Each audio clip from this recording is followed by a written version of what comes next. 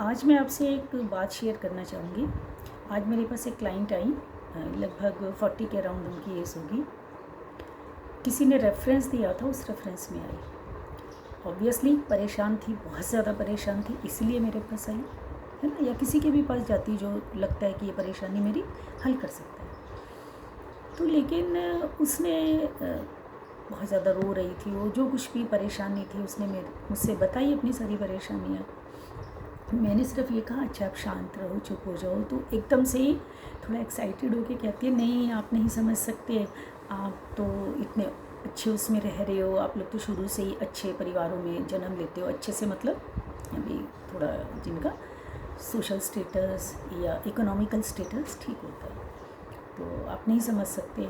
हालांकि उनका भी इकोनॉमिक स्टेटस वेल था, लेकिन उनका कहना था कि मैं बहुत ज़्यादा ऐसे सफरिंग्स में जी रही हूँ, जो भी फैमिली इश्यूज़ थे उनके। तो जैसे उसने कहा आप क्या समझो, तो मैंने कहा क्या आपको पता है कि दूसरों की परेशानियाँ कौन हल कर सकता है? बोली कौन? मैंने कहा जिसने खुद पीड़ा झेल ली हो। जो सफ़रर रह के बाद में हीलर बनते हैं ना, वही रियल हीलर बन पाते हैं लाइफ में। ऐसा मेरा एक्सपीरियंस है। तो कहती है अच्छा आप सच कह रहे हो? मैंने कहा सच।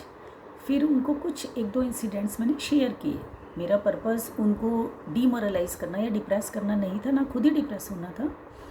मैं उन्हें सिर्फ विश्वास दिलाना चाहती थी कि मैं उनकी पीड़ा को समझ सकती हूँ और आत्मसात करके उसका हल दे सकती हूँ। तो उन्होंने जब सुना और उसके बाद उन्होंने मेरे से बहुत देर बातचीत की और उन्हें पूरा विश्वास हुआ कि अच्छा उनकी भी लाइफ की स्ट्रगल्स सॉर्ट आउट हो सकती हैं। यदि इनकी हो सकती हैं तो मेरी भी हो सकती हैं। वो तो हर तरह से फिट भी थी, फिज़िकली, मेंटली, और उनके बच्चों की भी सपोर्ट है उनके साथ। तो मैं सिर्फ इसीलिए बता रही थी आपसे ये कि कभी भी हमें ये नहीं सोचना चाहिए कि एक ही दिन में व्यक्ति उतना अचीव कर गया या उस लेवल पे पहुंच गया।